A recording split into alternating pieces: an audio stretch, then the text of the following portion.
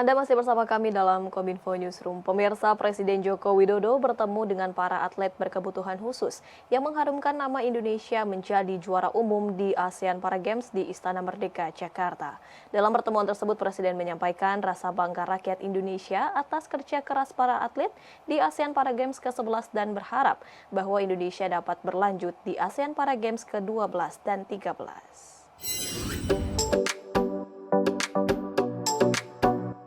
Presiden Republik Indonesia Joko Widodo di halaman Istana Merdeka memberikan apresiasi berupa bonus sebesar 309 miliar rupiah bagi para atlet Indonesia yang bertanding di ASEAN Para Games 11 2022 di Surakarta.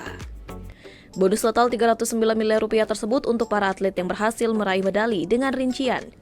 Peraih emas tunggal mendapatkan bonus sebesar 500 juta rupiah, medali emas ganda mendapat 400 juta rupiah, medali perak tunggal 350 juta rupiah, medali perak ganda 240 juta rupiah, medali perunggu tunggal 150 juta rupiah, dan medali perunggu ganda mendapatkan 120 juta rupiah. Presiden memberikan apresiasi atas prestasi yang diraih para atlet karena telah membawa Indonesia sebagai juara umum dengan total perolehan 425 medali pada ajang olahraga multicabang bagi para atlet penyandang disabilitas tersebut. Presiden Jokowi mengatakan prestasi atlet Indonesia di ASEAN Para Games 11 merupakan kebanggaan dan memberikan inspirasi bagi bangsa. Presiden berharap prestasi meraih juara umum bagi Indonesia dapat berlanjut di ASEAN Para Games ke-12 dan 13. Sekalian, pemerintah memberikan apresiasi bonus sebesar 309 miliar rupiah.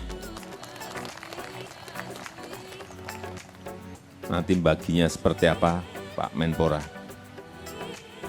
Seingat saya, yang emas 500 juta. Jumlah yang tidak sedikit. 500 juta itu bukan jumlah sedikit loh. Untuk satu medali emas. Atas prestasi yang Bapak, Ibu, dan saudara-saudara berikan kepada negara. Ini adalah sebuah kebanggaan kita semuanya, menginspirasi kita semuanya bahwa kita bisa menjadi juara umum di ASEAN Paralimpik ke-11. Minat investor semakin tinggi untuk berinvestasi di ibu kota Nusantara. Hal tersebut ditegaskan oleh Kepala Otorita IKN Bambang Susantono usai melakukan rapat terbatas dengan Presiden Joko Widodo. Presiden Joko Widodo memimpin rapat terbatas bersama sejumlah jajarannya di Istana Merdeka, Jakarta, Senin 28 November 2022, yakni untuk membahas status minat investasi di ibu kota Nusantara. Dalam keterangannya selepas rapat, Kepala Badan Otorita IKN Bambang Susantono menyebutkan bahwa minat investasi di IKN sangat tinggi, terutama setelah dilakukan jajak pasar. Nah, setelah jajak pasar memang berkembang luar biasa minat dari para investor yang menghubungi kami, sehingga hampir 40 kali, tepatnya 39 kali lipat dari area-area yang memang kita siapkan untuk investasi pada tahap pertama ini. Saya garis bawahi tahap pertama ya, di kawasan inti pusat pemerintahan. Menyikapi tingginya minat investasi tersebut, Presiden Joko Widodo memberikan arahan agar area-area di IKN dibuka kembali untuk menampung minat para investor yang tidak tertampung di wilayah 1A. Menurut Bambang, wilayah 1A adalah wilayah tempat Istana Kepresidenan dan sejumlah kementerian nanti berlokasi. Kita buka lagi di 1B dan 1C istilahnya. Jadi total daerah dari KIPP atau kawasan inti pusat pemerintahan itu akan kita langsung buka untuk para investor yang berminat. Lebih lanjut, Bambang menjelaskan bahwa pemerintah juga tidak hanya membuka peluang investasi di wilayah KIPP saja, yakni melainkan juga di area lainnya. Sejumlah wilayah tersebut antara lain wilayah pariwisata, pusat finansial dan ekonomi, wilayah pendidikan hingga wilayah kesehatan. Jadi intinya tadi arahan beliau adalah membuka seluas-luasnya bagi para investor untuk bergabung dan sesegera mungkin membangun di kawasan IKN ini. Saya kira itu intinya tadi, kita semua berdiskusi dan insya Allah ini akan mulai kita wujudkan di tahun depan, sehingga tahun depan akan lebih terlihat lagi, lebih banyak lagi konstruksi yang akan kita bangun, sehingga nanti pada tahun 2024, manakala Bapak Presiden akan upacara di IKN, tentu akan bisa melihat perkembangan yang ada di lapangan. Saya kira itu yang tadi dibicarakan. Terima kasih semuanya. Assalamualaikum. Informasi lainnya pemirsa, Wakil Menteri Agama Zainud Tauhid Sya'adi resmi menutup Pekan Olahraga dan Senin Antar Pondok Pesantren Tingkat Nasional ke-9 tahun 2022. Menurutnya Pospenas adalah bagian dari afirmasi Kementerian Agama dalam membina potensi olahraga dan seni para santri.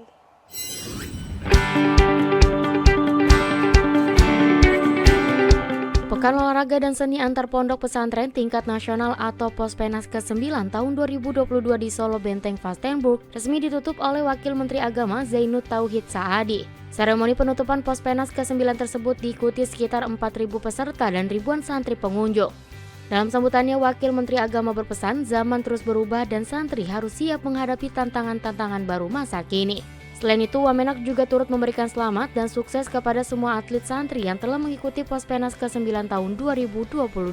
Makin terbuka bahwa santri tidak hanya bisa mengaji, namun juga bisa berprestasi di banyak bidang yang berbeda-beda. Ini cermin semangat jihad untuk membangun bangsa, memberikan yang terbaik menjadi santri yang berprestasi dan berkontribusi untuk kemajuan negeri. Hadir pula Gubernur Jawa Tengah Ganjar Pranowo dalam penutupan Pospenas ke-9 tahun 2022. Dalam sambutannya, Gubernur Ganjar menyebut santri tak harus selalu bergelut di ranah keagamaan, tetapi juga kesenian, sosial, kesehatan, hingga olahraga. Dari seluruh talenta yang ada, bakat yang ada, nanti tidak hanya ada di Pospenas, tapi akan keluar dari kandang Pospenas menjadi atlet PON, menjadi atlet di Asian Games, di SEA Games, sampai di Olimpiade. Dan itu yang kita harapkan.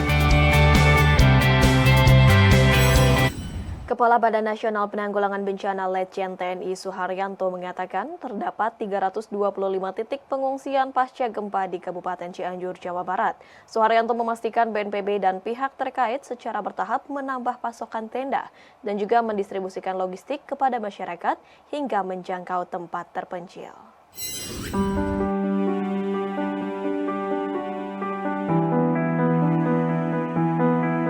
Badan Nasional Penanggulangan Bencana dalam Konferensi Pers Penanganan Gempa Bumi Cianjur hari ke-6 menyebut hingga 27 November tercatat 321 orang meninggal dunia akibat gempa di Cianjur, Jawa Barat. Kepala BNPB Suharyanto mengatakan hingga saat ini masih terdapat 11 orang hilang sedangkan korban luka berat sebanyak 108 orang. Korban luka berat saat ini tengah mendapat perawatan di rumah sakit. Sementara itu sebanyak 73.874 orang pengungsi yang terdiri dari laki-laki, perempuan, penyandang disabilitas, ibu hamil, dan lansia. Sedangkan rumah sakit akibat gempa diprediksi capai 62.628 rumah. Satuan tugas gabungan telah memetakan dan menemukan titik pengungsian di seluruh Kabupaten Cianjur. Jika ditotal, maka keseluruhan terdapat 325 titik pengungsi di berbagai wilayah Cianjur. BNPB memastikan distribusi logistik semakin membaik dengan pola distribusi berjenjang, mulai dari kepala desa sampai dengan kabupaten. BNPB juga mengerahkan helikopter dan sepeda motor untuk mengantar bantuan kemanusiaan bagi korban gempa Cianjur di tempat terpencil. Atau tadi pagi, saya ulangi, Bapak Bupati sudah melepas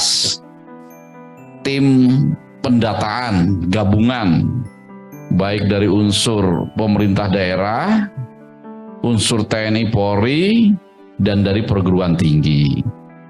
Nah, untuk sementara kita bisa sampaikan kepada rekan-rekan media untuk yang rusak berat, ini ada 27.434 rumah.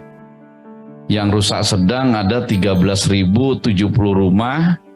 Yang rusak ringan ada 22.124 rumah. Sehingga totalnya 62.628 rumah. Kemudian infrastruktur sekolah ada 398, tempat ibadah ada 160, fasilitas kesehatan 14, dan gedung kantor adalah 16. Kita beralih ke informasi lainnya pemirsa. Penyelenggaraan Malam Anugerah Media Humas 2022 dengan tema Semangat Humas untuk Indonesia Pulih Lebih Cepat, Bangkit Lebih Kuat merupakan bentuk pemberian apresiasi terhadap keberhasilan komunikasi publik dan dukungan hubungan masyarakat, kementerian dan lembaga. Informasi selengkapnya simak dalam video berikut ini.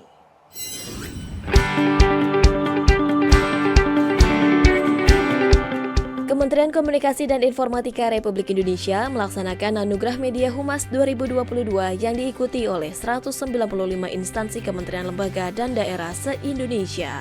Direktur Tata Kelola dan Kemitraan Kominfo, Hashim Gautama menyebutkan bahwa antusias dari berbagai kementerian lembaga daerah sangat tinggi, baik dalam keikutsertaan lomba maupun kehadiran pada acara yang diselenggarakan di Hotel Marriott, Sleman, Yogyakarta. Hashim Gautama berharap ke depannya produk kehumasan dari masing-masing daerah mampu membuat informasi publik dapat diterima oleh seluruh masyarakat di berbagai wilayah di Indonesia. Peserta ini bisa lebih banyak karya-karya yang lebih dengan kualitas lebih tinggi dan juga lebih merata karena kami juga punya peserta dari penyuluh informasi publik dari daerah 3T. Sehingga mereka ini lebih merata, komunikasi publik Indonesia tidak hanya dinikmati oleh orang-orang di daerah perkotaan, tapi juga di daerah 3T tadi yang tertinggal, terdepan dan terluar Indonesia. Sehingga pemerataan dan juga proses transformasi digital ini ya bisa dinikmati oleh orang-orang ya di seluruh lapisan masyarakat dan di seluruh wilayah Indonesia.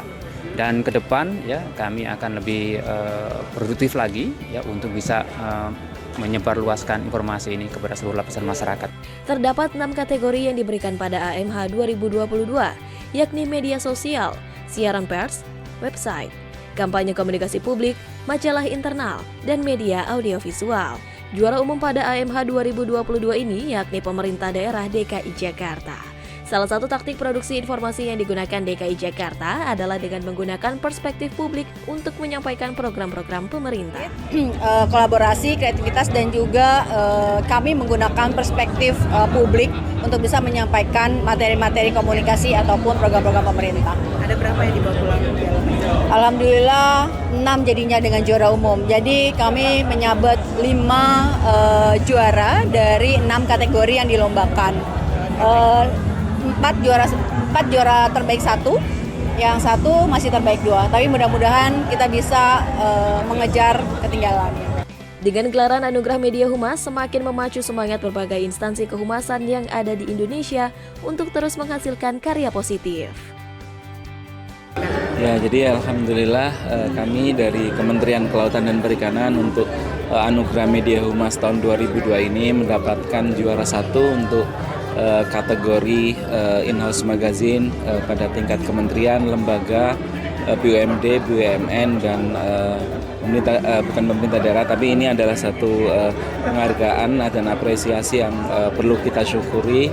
Dalam ajang Media Humas ini sendiri kami mengangkat isu climate change sebagai salah satu subtopik dari penyelenggaraan Anugerah Media Humas ini dengan edisi Laut bukan tempat sampah. Artinya pesan yang ingin kami sampaikan adalah kita ingin menjaga kesehatan laut ini melalui upaya membersihkan laut dari berbagai sampah-sampah yang tentu punya dampak buruk baik secara ekologis, secara sosial maupun secara Tentunya kita harus lebih adaptif dan dinamis, jadi menyesuaikan dengan kebutuhan teman-teman pers, sehingga mungkin itu yang diapresiasi karena UI itu menyajikan siaran pers selengkap mungkin.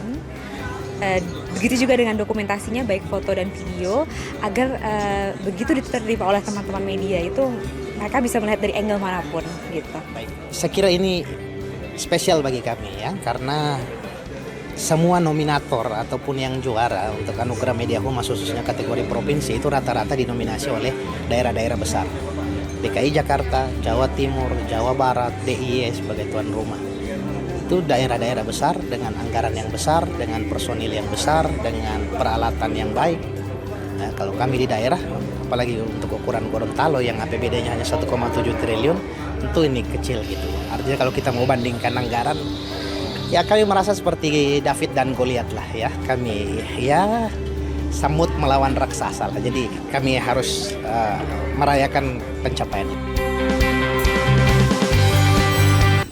Pemirsa, usai jeda kami akan kembali dengan informasi wajah baru kawasan Sekumpul dan Air Santri sesaat lagi.